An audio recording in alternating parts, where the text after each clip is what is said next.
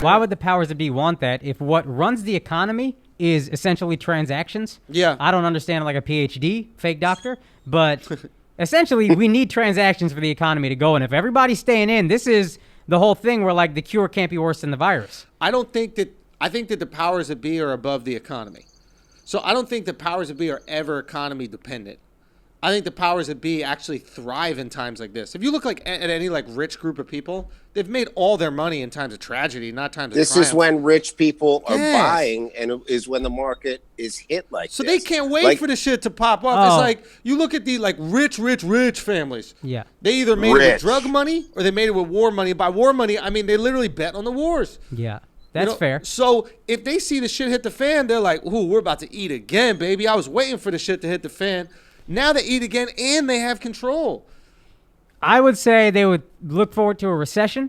I don't know, because if there's a second wave of motherfuckers not going out, I don't think it's a recession. I think it's a depression.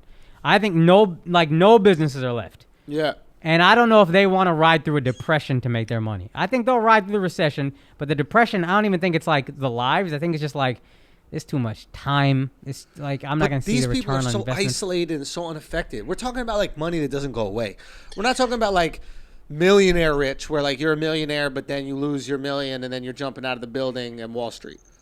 We're talking about like generational wealth, where it will be effective in the smallest way, but you'll be able to bump that up by purchasing all this shit that has gone broke anyway.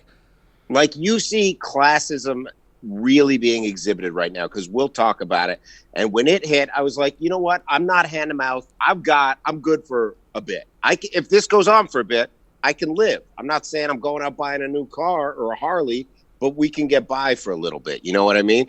And then you're at that level too, where obviously it's like, okay, I don't got to fucking sell everything I have, but look at on the lower levels, people that didn't have their first month of rent and people that are hoping that those rent breaks are given. And then it doesn't make sense, because you see it where people are like, you still got to pay rent, but this guy that you pay it to doesn't have to pay his mortgage. So you get to see how richer people make money right away. They're saving money on the interest on the mortgage.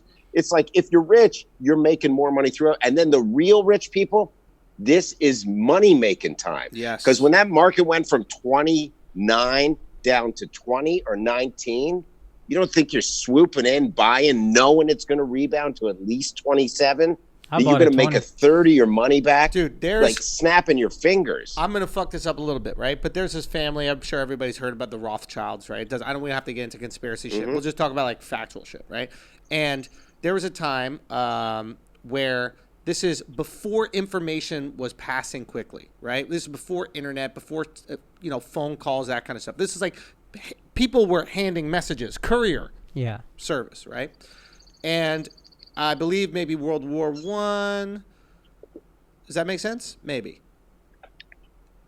it was a war even prior to that. I'm fucking up which war it was. Point is, it was thought that England was going to lose that war, right? Because that guy had such sophisticated personal courier service, because his way of getting information around was faster. He knew that they had actually won this battle before everybody in England won. He had propped them up with what would be the equivalent of $900 million today. Right? Propped up investing essentially in England. He bought English debt at that time. Like, he bought bonds essentially in England. Now, the market has shit the bed because everyone in England thought that they lost. Right. So those bonds were worth what? Nothing. Yeah. He gobbles them all up knowing they won. Yeah. That battle. Did he prop them up thinking they would win down the road? He propped them up so that they would. Okay. When everybody thought that they lost, took advantage of that loss. Right. What I'm saying is you'll see the same exact thing happen now. And that's how big you made 40% of your money? 40%? $400 million in a fucking day?